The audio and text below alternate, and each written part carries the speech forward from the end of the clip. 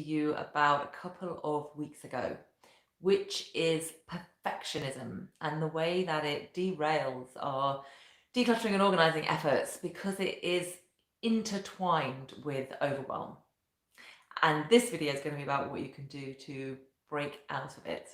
I'm Rachel Papworth from Green and Tidy, the online professional organizer. I liberate busy people like you from the shackles of clutter and chaos for peace of mind and productivity, because when your home works, your life works. And yes, I made a video a couple of weeks ago talking about just that, about how if we get locked into perfectionism, it can make us so anxious and so overwhelmed that in the end we get nothing done. And I had a lot of responses to that, including an email from the lovely Karen, which prompted a nice conversation between us in which I shared a couple of things that I thought might be helpful to a wider audience. And so I thought I'd share them with you. So what Karen said to me was, I'm a perfectionist, but if you look at my home, you wouldn't know that. And that is so familiar to me. So many people say, so many of my clients say that to me. And that's because of what I was talking to you about a couple of weeks ago, because you care so much about getting it perfect that you end up making no progress at all. So I gave Karen a couple of strategies. Happy Christmas, Diane. I gave Karen a couple of strategies for overcoming perfectionism, and here they are. And what I love about these two strategies is they're completely contradictory. They contradict each other, and yet they both work. And that's because the whole thing is made up, right? None of this is reality. This is just narratives that we put on our world. So I'm going to share these two strategies with you, and you just pick the one that works for you. Now, the first one is that done is better than perfect. That done is better than perfect mantra. So this is where you watch yourself all the time and you watch where you're going into perfectionism and you let it go. When you find yourself getting into, I can't do this because it's not good enough. I can't do this because it won't be perfect. I haven't achieved it as well as I ought to have achieved it. You just keep watching yourself and you train yourself to let that go and just accept good enough. It doesn't matter that it's not perfect. It's good enough. I've done it. It'll pass. I'm never going to live up to this crazy high ideal. So I'm just going to accept the way that it is. The second strategy is like the opposite of that. So in this strategy, you do try and achieve, or you do work for perfect all the time, but you do it by saying, it's perfect now. The world is already perfect. Everything is perfect. The whole world is perfect, including all my clutter and my disorganization. It's all perfect. And any anxiety or upset that I might have around that, it's just a narrative that I'm putting on top of it. It's not the truth. It's perfect the way it is. What I like, this is the strategy that I use most often, and the reason why I like it is I think it's much more powerful. Because if the world is already perfect, then I don't have to fix anything. I don't have to mend anything. I don't have to sort anything out. I can just choose what I want to do and what I want to create from a basis that's already perfect. But that's the one that I like to use. And if you're finding either of these helpful, by the way, this would be a great time to give this video a thumbs up. And I want to give you an example of how I used that second strategy over the last week or so. A couple of weeks ago, no, more than that, a few weeks ago, I said in one of these videos, I told you in one of these videos that I am starting work on my newest video course.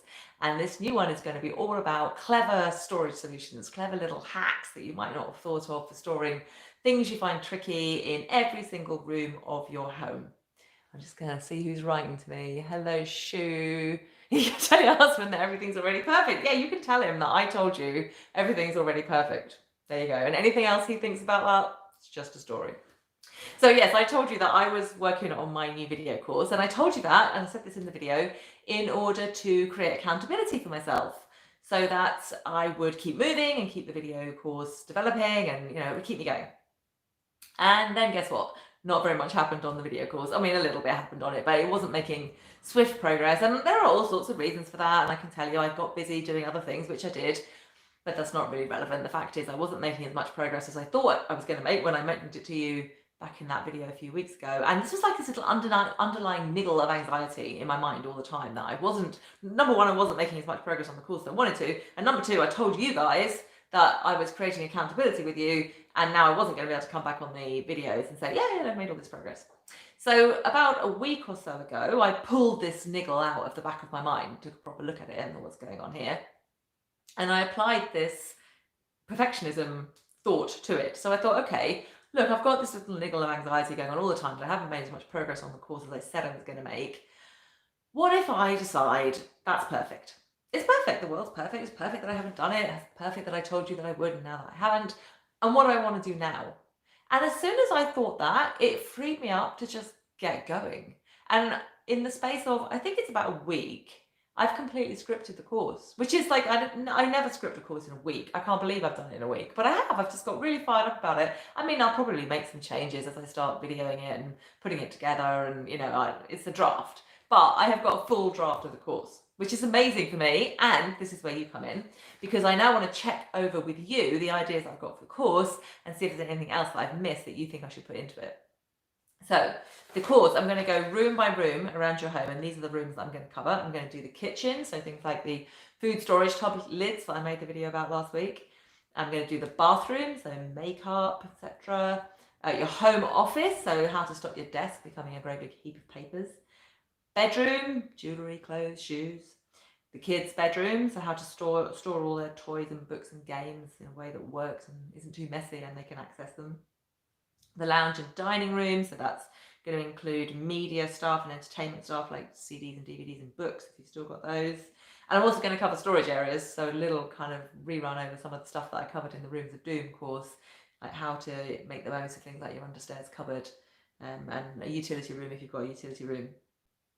All right, so those are the rooms that I'm covering. So first of all, are there any other rooms that I've missed? I'm also going to do a video on how I come up with storage hacks. So what are the questions that I ask myself? What are the things that I think about when I'm trying to work out how to store something that's tricky or find storage in a place that doesn't have very much storage, so that then you can create storage for anywhere. You don't have to just use the ideas that I've put in the course. You'll be able to come up with more ideas. And I'm also going to cover my kind of organizing toolkit, which is the sort of the things that people tend to have around their homes anyway, but which are awesome for creating clever ways of storing things that you might not have thought of.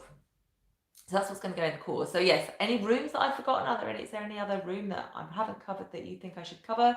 And also, like, what do you most struggle to store? Like, so shoes, people often say shoes are a nightmare. They really struggle to store shoes. And, I talked about those food storage tub lids last week in a video. So what are the things that you like? I can never work out a good way of storing these. Tell me all about those in the comments below this video. And I don't know if I'm going to see you next week. It's going to be Christmas Day, isn't it? 1 week today. So I don't know. I might make another video next week. I might not. I'm not sure at the moment. If I don't make one next week, I'll be back in the new year. I'll have a little break over Christmas. So if I don't see you before Christmas and you celebrate Christmas, have a lovely Christmas. If I don't see you before Christmas and Christmas isn't your thing, have a lovely time anyway. And if I do see you, I'll see you next week. Bye for now. Thanks for watching.